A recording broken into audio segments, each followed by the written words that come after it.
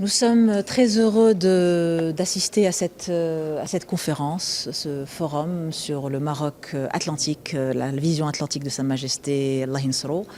C'est une nouvelle manière de montrer qu'en 2024, nous pouvons vraiment apporter toutes les pierres à l'édifice de cette grande vision. Donc j'en profite pour remercier toutes les équipes de travail de tous les ministères qui sont impliqués, y compris bien entendu notre ministère des Affaires étrangères, le ministère de la Transition énergétique et du Développement durable, le ministère des équipements, de l'équipement et de l'eau, mais également toutes les équipes de travail au niveau continental avec nos pays frères et amis, pour justement définir cette nouvelle vision et porter nos pierres à l'édifice avec les différents projets. Donc bien entendu, nous avons parler du gazoduc Nigéria-Maroc qui est un exemple novateur de cette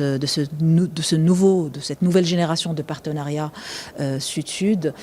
pour relier 13 pays et donner accès à plus de 400 millions de personnes au développement tout simplement, au développement social, au développement économique, mais également tous les autres projets en termes de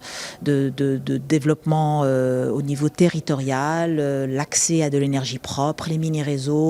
les plus grands réseaux, les ports, et nous avons invité bien entendu l'audience et nos invités des pays africains et des pays étrangers à visiter le nouveau port de Dakhla pour pouvoir justement se faire une idée en temps réel et dans le monde réel de cette belle vision. La conférence organisée aujourd'hui par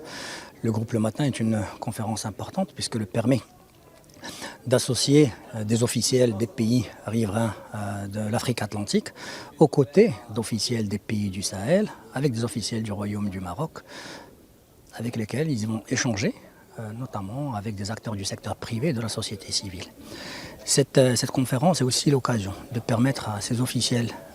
des pays du Sahel et de l'Afrique atlantique de prendre conscience de manière concrète des différents projets structurants qui ont été lancés dans la région d'Dakhla Oued Dahab grâce à la vision de Sa Majesté le roi Mohammed VI, que Dieu l'assiste, qui vise à faire de Dakhla le pont qui raccorde le royaume du Maroc avec sa profondeur historique africaine. C'est aussi l'occasion d'illustrer la vision royale pour cette initiative Afrique Atlantique qui offre également l'accès à l'Atlantique au profit des pays du Sahel, puisqu'elle s'inscrit dans l'esprit de solidarité agissante que Sa Majesté le Roi a toujours prôné dans le cadre de cette coopération sud-sud qui est mise en œuvre avec l'ensemble des pays africains, dans une audace et une ambition forte pour accélérer l'atteinte de la prospérité partagée de l'ensemble des populations africaines.